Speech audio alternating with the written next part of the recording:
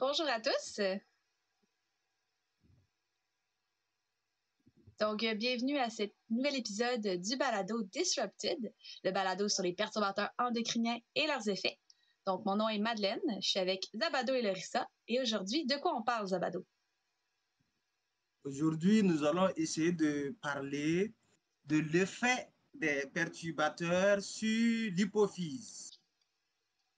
Donc, c'est comme Madeleine disait, nous sommes ravis de vous faire part de ces petites notions qui pourront vous permettre sans doute de pouvoir prévenir certaines pathologies liées à l'effet des perturbateurs endocriniens. De prime abord, notre petite présentation pour vous éclairer s'articulera autour du plan suivant. Nous allons d'abord définir un système endocrinien, ensuite définir un perturbateur endocrinien, définir une hormone, passer en revue les différentes familles des hormones, ensuite parler des principales glandes endocriniennes, parler aussi des différentes hormones produites par la post-hypophyse et leur action, aborder la notion des différentes hormones produites par l'antéhypophyse et leur action, et nous terminerons par le vieillissement du système endocrinien. J'espère que les internautes sont confortablement installés depuis leur position, car nous allons essayer de voir certaines notions pour mieux se prémunir. Pour le premier point de notre présentation, intitulé la définition du système endocrinien. Le système endocrinien, le système immunitaire et le système nerveux sont un ensemble de systèmes qui permet ou encore assure l'équilibre de l'organisme. Dans notre jargon, on parle plus de l'homéostasie. L'homéostasie, c'est la constance du milieu intérieur. Le système endocrinien a des fonctions complexes et diverses à travers les glandes et les hormones qu'il produit. Ces hormones jouent ces hormones essaient de jouer chacune un rôle déterminant pour la santé et le bien-être. La glande endocrinienne et les hormones qu'elle produit permettent à notre organisme de s'adapter aux changements environnementaux. Elles permettent aussi des ajustements métaboliques se produisant en réponse à différentes exigences nutritionnelles. Exemple, la faim, la famine, l'obésité. À ce niveau, on parlera plus du métabolisme qui est composé de l'anabolisme et le catabolisme. Il faut noter aussi que le système endocrinien est vraiment essentiel à la fonction de reproduction. Ça veut dire que sans le système endocrinien et certaines hormones, la reproduction qui assure la pérennité de l'espèce sera presque impossible. Le système endocrinien est une fois de plus encore indispensable au développement normal du corps et du cerveau. À ce niveau, souvent, quand le développement du cerveau n'est pas vraiment à son point, nous pouvons avoir des pathologies telles que l'autisme ou l'Alzheimer. Le système endocrinien agit aussi sur la croissance et la maturation des organes excréteurs. Donc, à travers les différentes fonctions et rôles que je viens de citer, il est clair et déterminant que le système endocrinien est essentiel dans la réalisation de nombreuses fonctions biologiques et physiologiques importantes, telles que la fonction de nutrition, la fonction de croissance, la fonction de reproduction. Et toute déficience à ces niveaux peut entraîner un déséquilibre de la constance du milieu intérieur dont je parlais tant qui est l'homéostasie. Cela peut entraîner des maladies et voire même la mort. L'endocrinologie est la science qui étudie la physiologie et la pathologie des glandes à sécrétion interne et de leurs produits que sont les hormones. Voici de façon un peu ramassée ce qu'on peut dire sur ce premier point qui est le système endocrinien. Je ne sais pas si les autres ont quelque chose à ajouter avant qu'on ne continue. Oui, moi j'aurais une question par rapport à toutes ces définitions-là. Est-ce que selon vous, on en parle assez au quotidien? Est-ce que c'est quelque chose qu'au quotidien, dans les journaux, dans les médias ou juste dans les discussions, est-ce que c'est pas quelque chose que seulement nous qui sommes dans ce domaine-là, on connaît?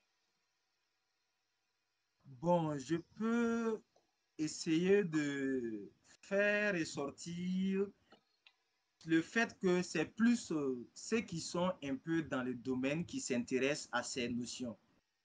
Et je me dis aussi que pour pouvoir comprendre ce dont nous sommes en train de parler, il y a forcément des prérequis nécessaires. Par exemple, quelqu'un qui a plus eu un parcours littéraire, même si la personne va comprendre ce dont nous parlons, il faut que la personne s'efforce vraiment à écouter et peut-être à avoir à côté un dictionnaire pour mener des recherches. Mais par contre, ceux qui ont fait une série scientifique peuvent comprendre le sujet sans souci. Maintenant, c'est vraiment dans le domaine de la recherche que c'est plus abordé. Les médias aussi qui abordent ces genres de sujets sont plus les médias à but scientifique. Toi, Larissa, est-ce que c'est quelque chose que tu parles dans tes soupers de famille, le système endocrinien?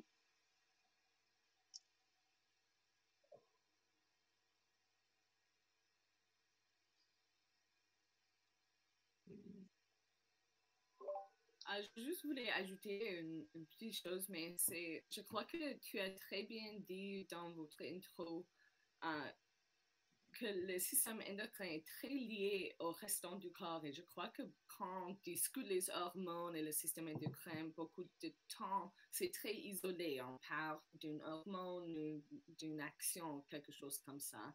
Mais c'est vraiment lié à le restant du santé. C'est très important qu'on a ces discussions, qu'on n'oublie pas que quelque chose qui impacte un hormone ou quelque chose comme ça va avoir beaucoup d'effets à des autres systèmes. Et je crois que c'était très bien dit dans votre intro, alors merci pour ça, parce que c'est facile d'oublier que, oui, on étudie quelque chose de très spécifique, mais il y a beaucoup de repercussions, j'oublie le mot en français, dans le restant du corps, et il ne faut pas qu'on oublie ça. C'est vrai. C'est vrai, puis même que ça me fait me demander si on en parle assez aussi à l'école quand on a des cours de biologie dès le secondaire, dans notre cas au Québec. Mais maintenant que j'y repasse, maintenant que je suis vraiment dans ce domaine-là, c'est sûr que je l'ai vu beaucoup dans mes cours, mais au-delà de ça, quand j'étais plus jeune, je me souviens pas avoir vraiment eu une bonne aperçu de l'équilibre dont tu parlais, Zabado, puis de à quel point une fluctuation d'hormones peut mener à des conséquences. Fait que peut-être que nos institutions, nos programmes scolaires devraient plus en parler pour qu'après ça, le public en général soit capable de vraiment avoir un œil critique sur les informations qui ressortent, les nouveaux médicaments qui ressortent, parce que de savoir ce que ça peut avoir comme effet sur notre corps, ça nous aide à avoir un meilleur jugement critique, je pense. En tout cas, bon, c'est à partir de ma troisième année de faculté que j'ai plus eu vent de cette notion de l'homéostasie, de l'équilibre, de la constance du milieu intérieur et bien d'autres. Mm-hmm. Et Donc, d'ailleurs... nous allons... Non, vas-y, Zabado, c'est bon. OK. Nous allons passer au prochain point de la présentation, qui est la définition d'un perturbateur endocrinien. Donc, à ce niveau, nous pouvons noter qu'un perturbateur endocrinien est un mélange de molécules auxquelles un organisme est exposé. Ce mélange de molécules peut avoir des effets délétères sur cet organisme ou sur sa descendance à travers les 6 axes hormonaux principaux au plan physiologique que nous avons, et peut mieux aller même jusqu'à l'échelle moléculaire. Et c'est à partir de 1991 que le terme perturbateur endocrinien a apparu suite à un colloque qui a été organisé aux États-Unis d'Amérique. Toujours en disant qu'un perturbateur endocrinien est un ensemble de molécules auxquelles un organisme est exposé, pouvant avoir des effets délétères sur cet organisme et sur sa descendance. Donc, après 1991, en 1996, il y a eu toujours un colloque, mais cette fois-ci du côté de l'Angleterre, pour encore une fois de plus attirer l'attention sur la dangerosité des effets des perturbateurs endocriniens que certains ignorent, mais qui existent et peuvent avoir vraiment des conséquences si on les néglige. Donc, toujours dans cette continuité de l'historique des perturbateurs endocriniens, nous avons l'Environmental Protection Agency, EPA, qui a proposé ensuite une autre définition, mais un peu à caractère mécanistique, qui stipule que un perturbateur endocrinien interfère avec la production, la sécrétion, le transport, le métabolisme, la liaison, l'action ou l'élimination des hormones naturelles responsables du maintien de l'homéostasie et de la régulation des processus de développement. Cette définition est un peu une définition, comme on le disait, à caractère mécanistique, qui a plus une connotation physiologique. Ensuite, l'OMS, de son côté, en 2002, a qualifié un perturbateur endocrinien comme étant une substance exogène ou un mélange qui altère la ou les fonctions du système endocrinien et par voie de conséquence cause un effet délétère sur la santé d'un individu, sa descendance ou des sous-populations. Donc, à ce niveau, on peut essayer de caricaturer l'effet des perturbateurs endocriniens. Je vais prendre 4 niveaux. C'est comme le premier niveau, nous avons le cerveau. Le deuxième niveau, nous avons l'hypothalamus. Le troisième niveau, nous avons l'hypophyse. Et le quatrième niveau, nous avons les glandes. Donc, le signal peut soit être externe à l'organisme ou soit être interne à l'organisme. Dès que le signal est donné à partir d'une stimulation provenant du cerveau, ça va agir au niveau du deuxième niveau qui est l'hypothalamus. L'hypothalamus, à son tour, à travers des récepteurs, va essayer de réceptionner ce message, l'analyser et envoyer ce message à un troisième niveau qui est l'hypophyse, qui va ensuite, à son tour, analyser le message, envoyer ensuite le message au niveau des glandes, qui sont le quatrième niveau, qui vont sécréter des hormones, soit en quantité suffisante, soit en quantité insuffisante, afin de permettre le fonctionnement de l'organisme.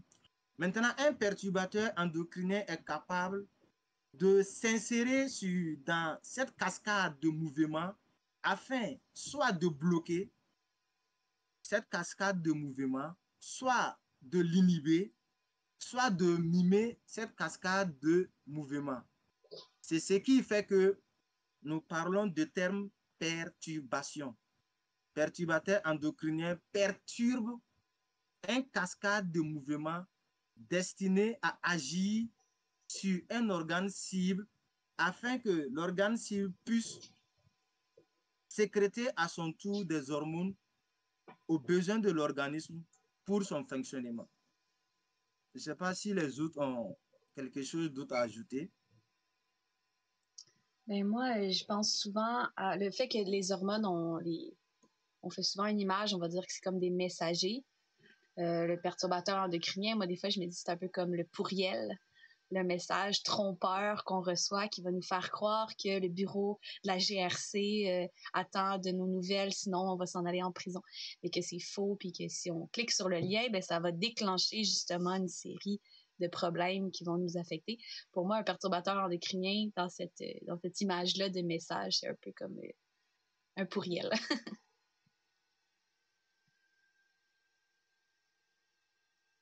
Je ne sais pas si Laurie a quelque chose à ajouter. Honnêtement, j'adore cette liaison et je ne peux pas faire mieux. Alors, pas vraiment. Je crois que c'est parfait.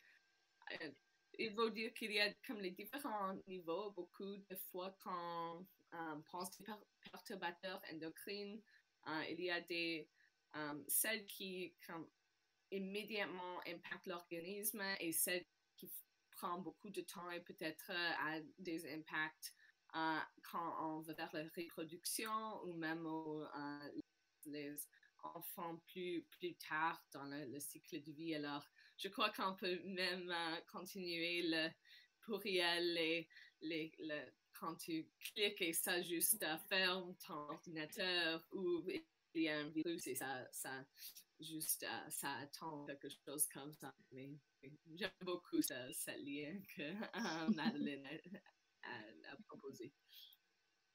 Ok, il n'y a pas de souci. Donc, le prochain point, c'est la définition d'une hormone qu'on a tant prônée. Qu'est-ce qu'une hormone? Une hormone du grec hormone signifie j'actionne, j'excite, je mets en mouvement.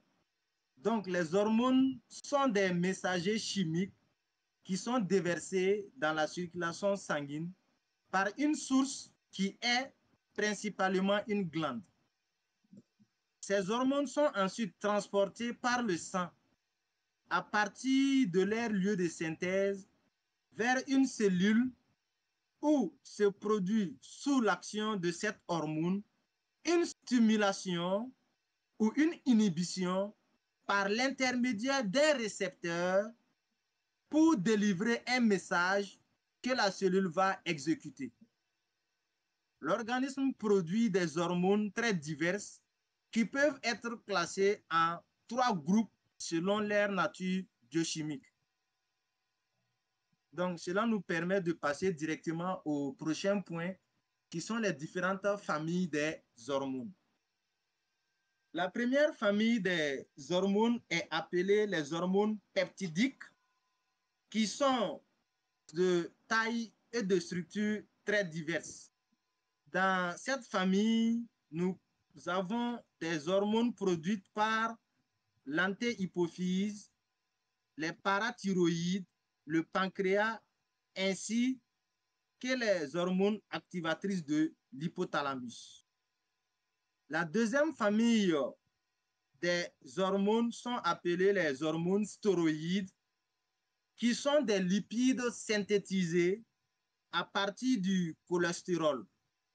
Ces hormones sont hydrophobes, c'est-à-dire qu'ils peuvent facilement traverser les membranes plasmiques et doivent normalement se lier avec des protéines plasmatiques pour circuler dans le sang. La dernière famille des hormones est appelée la famille des hormones monoaminées. Comme son nom indique, sont dérivés des acides aminés, précisément la tyrosine et la tryptophane, qui sont des molécules de petite taille. Donc, en récapitulatif, ce qu'on peut retenir ici, la première famille des hormones, les hormones peptidiques, et la dernière famille, les hormones monoaminées, sont des hormones qui ont leurs récepteurs à l'extérieur, c'est-à-dire au niveau de la membrane plasmique. Et lorsque le message doit arriver au niveau de l'organisme, c'est plus au niveau de la membrane plasmique qu'on a les récepteurs que le message va agir. À la différence des hormones stéroïdes, qui sont des hormones qui ont les récepteurs à l'intérieur du noyau. Et ça fait que ces hormones sont facilement perméables, c'est-à-dire que peut traverser la membrane plasmique. À ces titres d'exemple pour les hormones stéroïdes, nous avons la grande famille des hormones responsables de la reproduction. Et par exemple, quand on prend chez un homme, nous avons plus le cholestérol qui est, si on peut dire, le moteur à l'origine de la fabrication de l'hormone thyroïdienne masculine.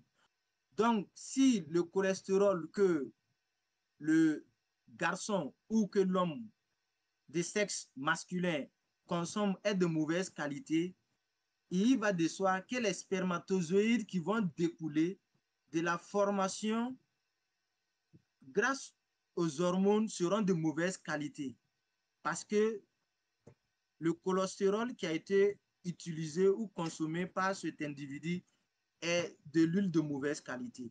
Donc, à ce niveau, nous allons demander aux hommes de sexe masculin qui nous suivent de faire très attention à la qualité du cholestérol qu'ils consomment, car leur santé reproductive est liée à la qualité du cholestérol qu'ils consomment. Je ne sais pas si les autres ont quelque chose d'autre à ajouter. Ben moi, je vais en profiter pour faire un petit clin d'œil à nos auditeurs que notre logo, en fait, qu'on peut retrouver dans le bas à gauche de notre écran, c'est justement inspiré des hormones stéroïdiennes dont tu viens de parler. Là, donc, les 4 cycles qu'on voit, ça représente une hormone stéroïdienne. Donc, c'est pour vous montrer à quel point c'est important pour l'étude des perturbateurs endocriniens, la structure justement de ces hormones-là. Parce que qu'est-ce qui fait qu'un perturbateur endocrinien peut souvent mimer cette hormone-là? C'est comment que l'hormone d'origine est structurée et comment la molécule synthétisée en laboratoire va trop lui ressembler et donc va passer pour cette hormone-là dans le fond.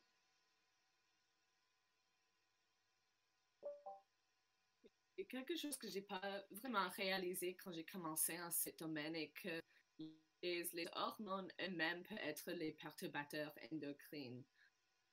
Par exemple, quand on prend des médicaments de thyroid hormone, ça peut aller dans l'environnement et même si c'est vraiment le thyroid hormone, c'est ce que le corps expecte, mais ça peut avoir des conséquences graves pour l'organisme, commencer le développement, influencer le système immunitaire, des choses comme ça. Alors, ça ne doit pas être comme des mimiques ou des autres choses qui impactent les systèmes et les hormones. Ça peut être même les hormones eux-mêmes qui ne sont pas censés d'être là, qui impactent l'organisme aussi. C'est vrai. C'est vrai, surtout que des fois, on a des déchets qui se retrouvent dans l'environnement. Donc, nous, on prend l'hormone pour nous, c'est ce que le médecin nous a recommandé, c'est bon pour nous. Mais après, mettons, dans nos urines, ça se retrouve dans les eaux usées. Et là, ben, il y a une concentration trop forte là, de ces hormones-là qui se retrouvent là. C'était pas censé être concentré comme ça. Fait que là, ça peut affecter notre environnement. Et effectivement, c'est un bon point, Lérissa, merci. Okay. Donc, le prochain point de la présentation est articulé sur les principales glandes endocrines. Donc, les principales glandes endocrines sont l'hypothalamus, l'hypophyse, la thyroïde et les glandes parathyroïdes, les glandes surrénales, le corps pinéal, le thymus, qui sont strictement endocrines, tandis que le pancréas et les gonades sont des glandes mixtes. Ensuite, le prochain point de la présentation est intitulé les hormones de la post-hypophyse et leur action. Donc, c'est comme je le disais, lorsque le signal part du cerveau, l'hypothalamus reçoit le signal, analyse le signal, envoie un autre message à l'hypophyse. Il faut noter qu'à ce niveau, l'hypophyse est divisée en deux parties. Nous avons la post-hypophyse et l'anté-hypophyse. La post-hypophyse est utilisée plus pour stocker des hormones qui sont préfabriquées, tandis que l'anté-hypophyse sécrète et produit de façon continuelle les hormones. Donc, nous allons plus parler à ce niveau de la post-hypophyse, les hormones qu'elle sécrète et leur action. La première hormone stockée au niveau de la post-hypophyse est appelée l'hormone antidiurétique ou la vasopressine. Généralement, c'est une hormone qui intervient qui influence plutôt le fonctionnement rénal. L'hypersécrétion de l'hormone antidiurétique peut causer le diabète insipide. La vasopressine ou encore l'hormone antidiurétique favorise l'équilibre des électrolytes et la tension artérielle. À ce niveau, on peut dire que c'est grâce à cette hormone antidiurétique qui entraîne généralement la variation de la couleur de nos urines. Il arrive qu'il y a des moments, quand on part pour uriner, on sent que l'urine peut avoir une couleur qui tend un peu vers le jaune clair. Et il y a des moments aussi, on sent que l'urine a une couleur qui tend vers le blanc sale. Donc tout ça là, c'est dû à l'action de cette hormone qu'on appelle l'hormone antidiurétique ou encore la vasopressine. La deuxième hormone stockée au niveau de la post-hypophyse est appelée l'ocytocine. Et généralement, l'intervention de l'ocytocine est plus perceptible chez le sexe féminin à travers surtout la production de lait pendant l'allaitement et favorise la contraction utérine pendant l'accouchement. Donc, en récapitulatif, au niveau de l'hypophyse, précisément la post-hypophyse, qui est un endroit de stockage des hormones préfabriquées, sont utilisées principalement la vasopressine, influençant le fonctionnement rénal, et l'ocytocine, qui joue un rôle dans la production de lait et favorise aussi la parturition ou encore l'accouchement chez une femme gestante. Je ne sais pas si les autres ont quelque chose à ajouter.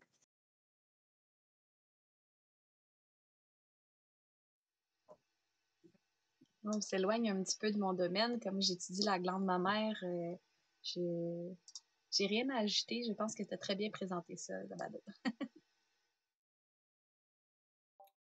Oui, moi aussi. D'accord. Donc, nous allons passer plutôt aux hormones de l'antéhypophyse et leur action. Nous allons essayer de caricaturer ces hormones-là de la tête vers le bas. Donc, à ce niveau, nous avons le corps pinéal. Le corps pinéal. Le corps pinéal, anatomiquement, est situé au niveau du cerveau. Et ce corps pinéal sécrète une hormone qu'on appelle la mélatonine. Et cette mélatonine est une substance qui favorise ou qui régularise le cycle du sommeil. Cela fait que la mélatonine est une substance dont la concentration sanguine aussi suivant un cycle diurne. Elle atteint son maximum pendant la nuit, entraîne alors la somnolence et son minimum aux alentours de midi. Donc, c'est ce qui fait que généralement, la nuit, à cause de cette hormone, facilement, on peut s'endormir. Par contre, durant la journée, du fait que le taux de cette hormone baisse dans le sang, cela fait qu'on a du mal à pouvoir siester à midi. quelqu'un qui dort généralement à midi, c'est que vraiment la personne est certainement hyper fatiguée. La deuxième famille d'hormones sécrétées par l'antéhypophyse, nous avons nommé ça les hormones de la glande thyroïde. La thyroïde, c'est la plus grande glande endocrine située au niveau de la trachée et qui a une forme de papillon. Les hormones thyroïdiennes sont considérées comme des hormones métaboliques. Ça veut dire qu'ils interviennent aussi dans la nutrition en favorisant soit l'anabolisme, soit le catabolisme. Ils sécrètent deux types de sous-hormones qu'on appelle la T3 et la T4. Et généralement, une insuffisance de la sécrétion d'hormones thyroïdiennes peut jouer sur la croissance. C'est-à-dire une insuffisance de sécrétion d'hormones thyroïdiennes entraîne ce qu'on appelle le nanisme. Ça veut dire quelqu'un qui est trop petit. Et une hypersécrétion de l'hormone thyroïdienne entraîne aussi ce qu'on appelle le gigantisme. Ça veut dire quelqu'un qui est très grand. Donc, la sécrétion de l'hormone thyroïdienne veut plutôt un équilibre afin que l'organisme puisse bien fonctionner. Il faut noter aussi à ce niveau que nous avons les parathormones qui sont aussi des éléments de la glande thyroïde qui permettent de maintenir l'équilibre calcique dans le sang et a un effet antagoniste à celui de la calcitonine. La diminution du taux sanguin de calcium provoque sa libération et l'hypercalcémie linéaire. Tout ce qu'on vient de dire de suite a un lien avec la sécrétion de l'hormone thyroïdienne. Et comme je sais qu'il y a des spécialistes dans ce domaine dans le groupe, je vais les laisser aussi agir. Merci bien.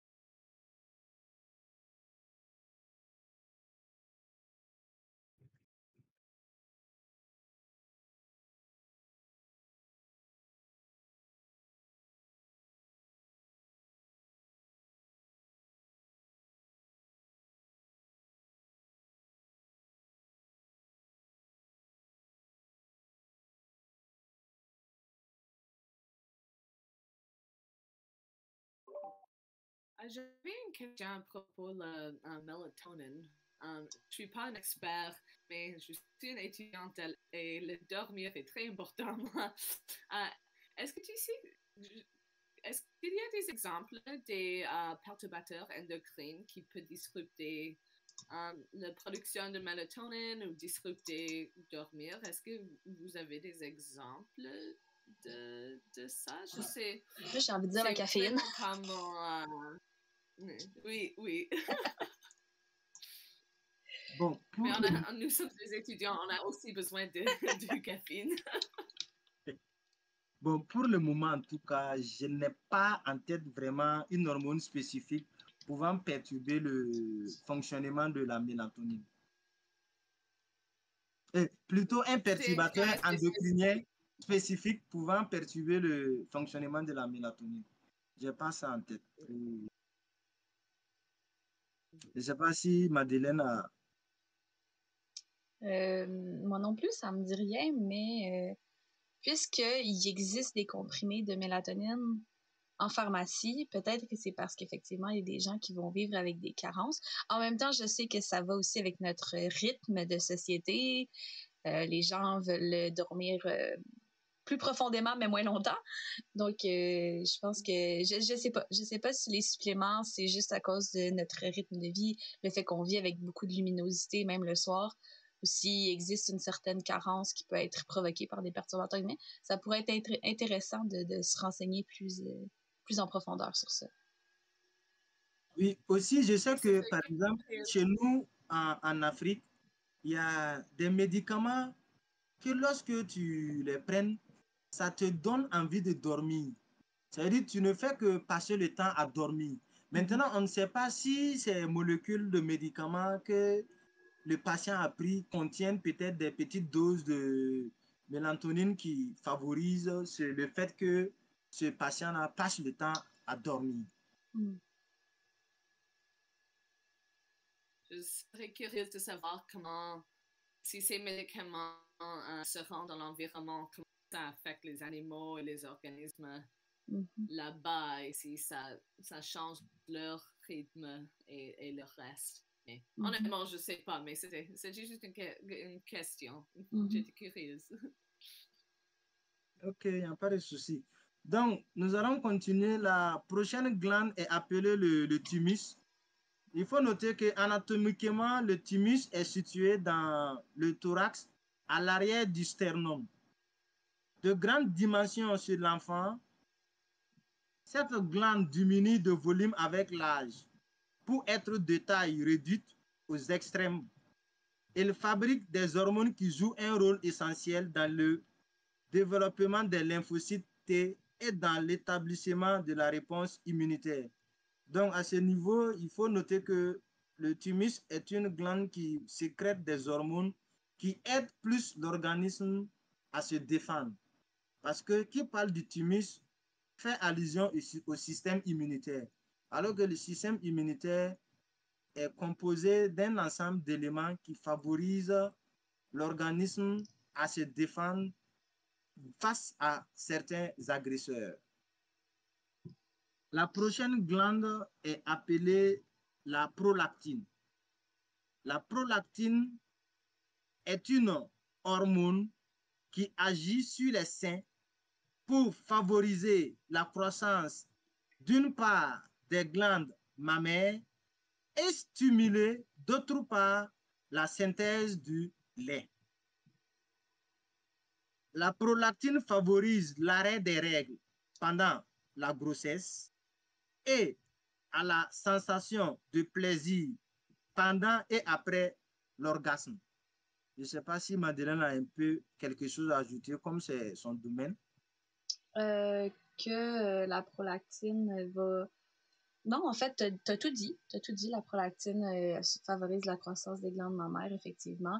Et c'est justement quelque chose qu'on étudie beaucoup pour voir s'il y a des perturbations, parce que la croissance de la glande mammaire, si elle se fait avec des problématiques, peut mener justement à des cancers du sein.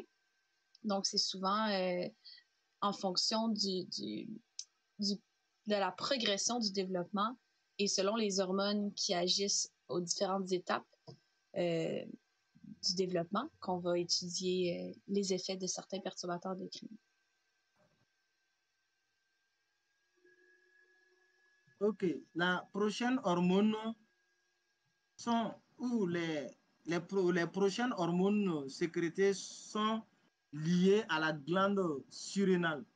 Anatomiquement, il faut savoir que les glandes surrénales sont situées juste au-dessus des reins. Et les glandes surrénales sont composées de deux parties. Nous avons la médulla surrénale et le cortex surrénal. À ce niveau, nous avons trois sous-groupes d'hormones qui sont sécrétées. Nous avons en premier sous-groupe les minéralocorticoïdes, en l'occurrence l'aldostérone, qui régule les concentrations d'électroniques en synergie surtout avec l'hormone antidiurétique, c'est-à-dire favorise l'équilibre des ions sodium, des ions potassium qui sont dans le sang, sans oublier le liquide extracellulaire. Le deuxième sous-groupe d'hormones produits par les glandes surrénales sont les glucocorticoïdes qui influencent le métabolisme de la plupart des cellules de l'organisme et contribuent à leur résistance face aux différents stress que nous avons. C'est également à ce niveau que les hormones sexuelles du cortex surrénalien sont produites en petite quantité tout au long de la vie. Ensuite, nous avons le dernier sous-groupe d'hormones sécrétées par les glandes surrénales qui sont la médullosurrénale, qui sont composées des cellules de la médullosurrénale qui peuvent emmagasiner de très grandes quantités de catécholamines. Attendez par catécholamines l'adrénaline et la noradrénaline qui sont plus sollicitées lorsque un individu est face à ou qui sont plus sollicités lorsqu'un individu est stressé. La prochaine hormone sécrétée par le pancréas sont l'insuline et le glucagon. L'insuline et le glucagon, qui sont des hormones sécrétées par le pancréas, sont d'une part hypoglycémiantes, c'est-à-dire que c'est l'insuline à travers son action d'hypoglycémie va agir sur les métabolismes glucidiques, protidiques et lipidiques en augmentant les niveaux d'utilisation du glucose et en diminuant son taux sanguin. Quant à la deuxième hormone qui est le glucagon, qui est l'opposé de l'insuline, va agir au sein de l'organisme lorsque nous avons une quantité insuffisante de sucre et va prendre ainsi le nom d'hormone hyperglycémiante car il provoque la libération du glucose du foie lorsque le glucose est en quantité insuffisante. La dernière famille maintenant des hormones sont sécrétées par l'antéhypophyse, sont les hormones gonadiques. Ces hormones sont plus reconnues dans leur régulation au niveau des hormones sexuelles à l'origine de la reproduction. Nous avons l'hormone lutéinisante ou la LH chez la femelle ou chez le sexe femelle, stimule la sécrétion d'oestrogène, de progestérone, stimule également l'ovulation et la formation du corps jaune, toujours en synergie avec la FSH. Chez le sexe mâle, l'hormone lutéinisante ou encore la LH va stimuler le développement des cellules interstitielles dans les testicules, favorise également la production de la testostérone qui joue un rôle déterminant dans la formation des spermatozoïdes. Ensuite, nous avons la FSH, toujours une hormone gonadique qui, chez le sexe femelle, provoque la maturation des follicules, mais ne peut pas déclencher l'ovulation à elle seule. Pour déclencher l'ovulation, il faut l'intervention de la LH que nous venons d'expliquer tantôt. Toujours la FSH, cette fois-ci chez le sexe mâle, stimule la spermatogénèse. Donc, en récapitulatif, les gonadostimulines ou encore les hormones gonadiques sont identiques chez les deux sexes, mais leur action est différente chez l'homme et chez la femme. Je ne sais pas si les autres ont quelque chose à ajouter.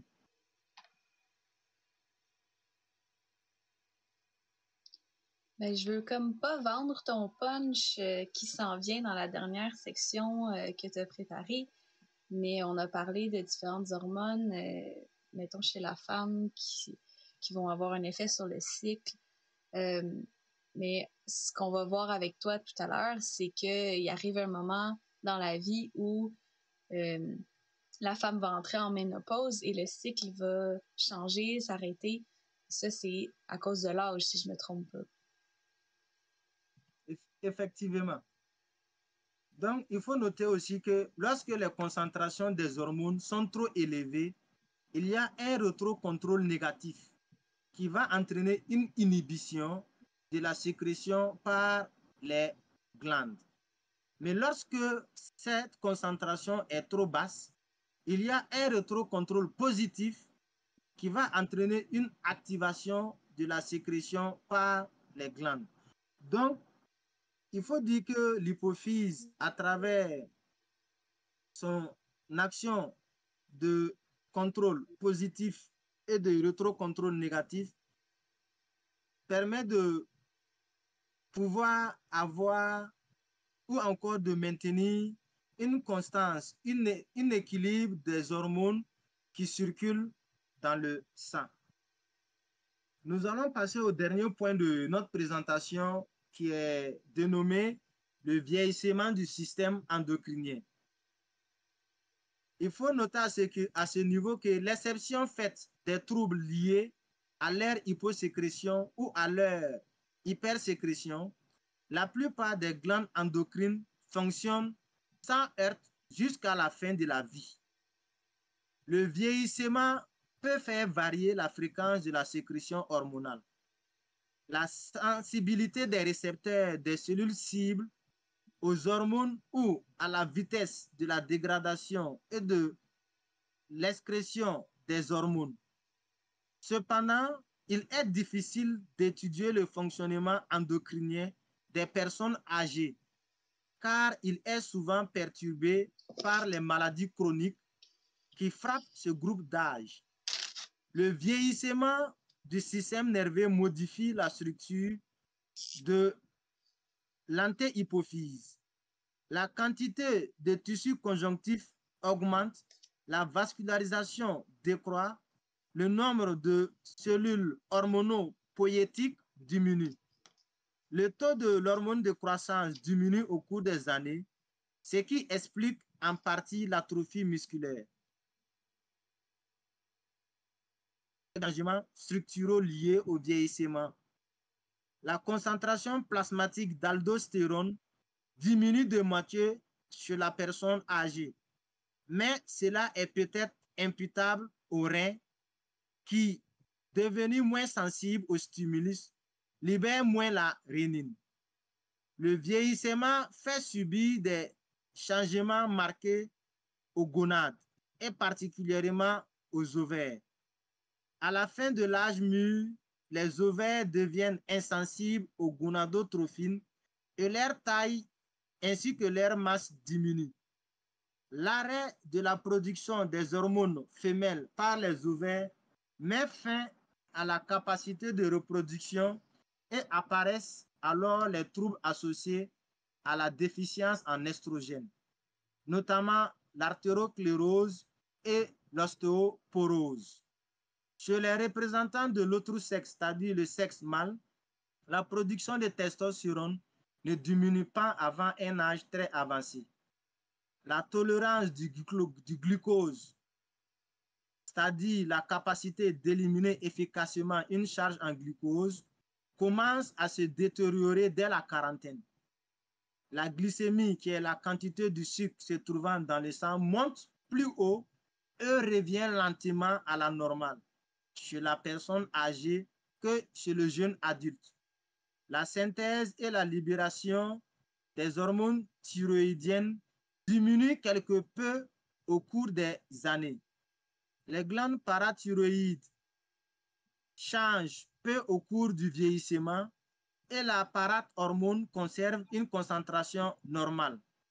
Néanmoins, les femmes ménopausées, déjà menacées par l'ostéoporose, sont plus sensibles aux effets déminéralisants de la parathormone que les oestrogènes ne le sont plus pour contrer. Donc, on peut noter que le vieillissement du système endocrinien, si on ne fait pas attention, aboutit à ce qu'on appelle les physiopathologies, c'est-à-dire les maladies liées au vieillissement du système endocrinien. Je ne sais pas si les autres ont d'autres points à ajouter. Ça donne pas envie de vieillir, en tout cas. Mais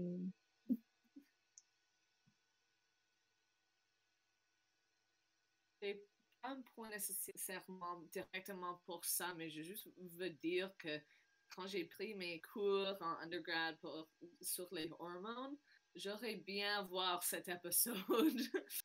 Juste, c'est un très bon summary de beaucoup d'informations qui sont très intéressantes et très, oui, ça couvre beaucoup de points que j'aimerais savoir avant de prendre ces cours. Alors, oui, c'est très intéressant. Les hormones sont très intéressants. Et oui, moi aussi, je veux pas devenir vieille.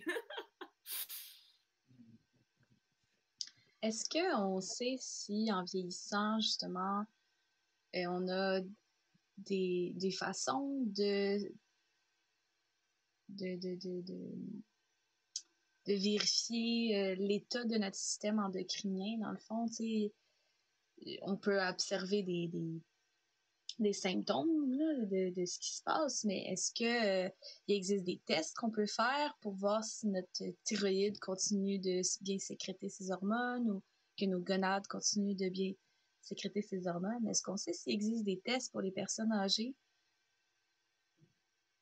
Oui, je pense qu'il y a des tests. Par exemple, je sais que à travers un prélèvement sanguin dans un tube sec, on peut doser toujours la quantité d'hormones thyroïdiennes se trouvant chez un patient et comparer à la norme pour voir si le résultat du dosage du patient en question est dans la fourchette qui respecte la quantité d'hormones sécrétées.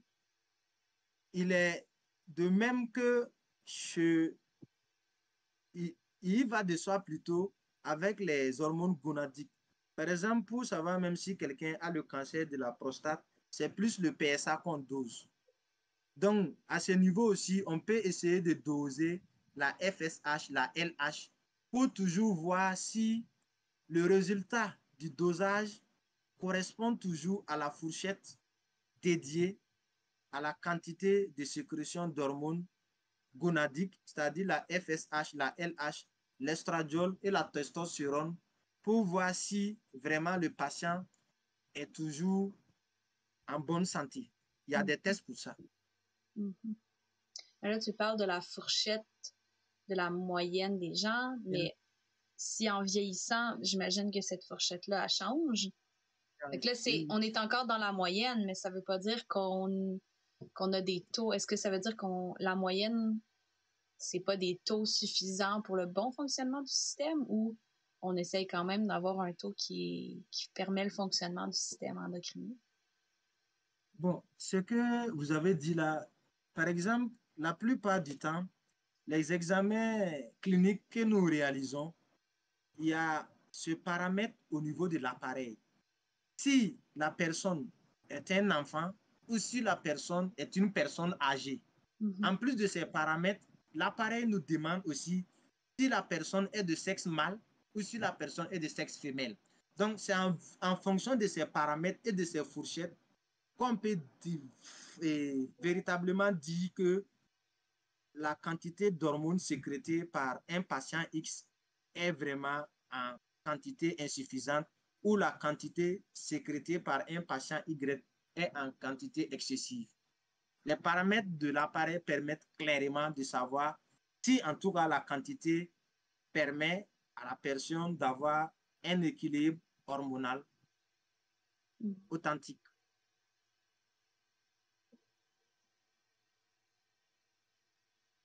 Mais c'était vraiment très intéressant, Zabado. On voit énormément qu'il y a vraiment un équilibre dans le corps humain.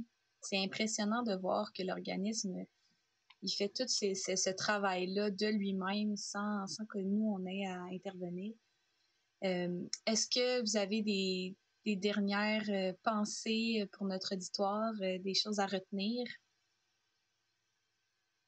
Bon, avant de clore cette émission, c'est peut-être attirer l'attention de l'auditoire à faire généralement les bilans d'examen de santé. Généralement, dans un bilan de santé, il y a tous ces paramètres qu'on dose.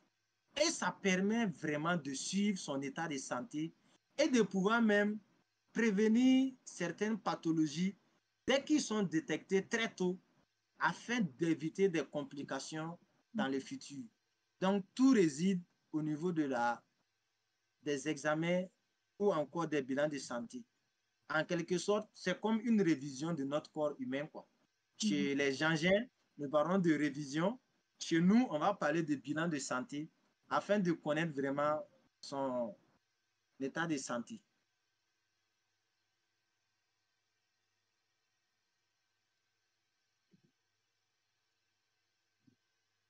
Maintenant, je ne sais pas si au niveau même de l'auditoire, il y a des questions. J'en ai pas reçu, on en aura peut-être plus tard. Larissa, est-ce que tu avais une dernière idée à nous donner? Je voulais juste remercier Zabado. Moi, j'existe dans le monde des thyroid hormones, alors c'est de bonnes pratiques et très intéressantes et important de penser un peu plus à le corps entier et tous les systèmes et comment ils interactent parce que c'est facile, je crois, de juste étudier une chose et oui, mais cette chose est partie d'un corps entier qui est très, très lié et oui, alors j'aime ces discussions parce que c'est très facile de juste regarder comme ça, mais il y a beaucoup d'autres systèmes et c'est important de se souvenir de ça. C'est comme l'image du iceberg où on voit juste ce qui est à l'extérieur, mais qu'en dessous de l'eau, il y a toute une grande partie de glace. Bon, ben super. Merci à vous deux d'avoir été là aujourd'hui. Merci à tous ceux qui nous ont écoutés en live et tous ceux qui nous écouteront en différé sur YouTube. D'ailleurs, je vous rappelle que vous pouvez nous suivre grâce à la page Facebook du CIAP, sur la plateforme Twitch, encore une fois, du CIAP, et sur notre page YouTube pour les vidéos en différé pour la suite. Donc, on vous remercie encore une fois d'être là aujourd'hui et on vous dit à la prochaine.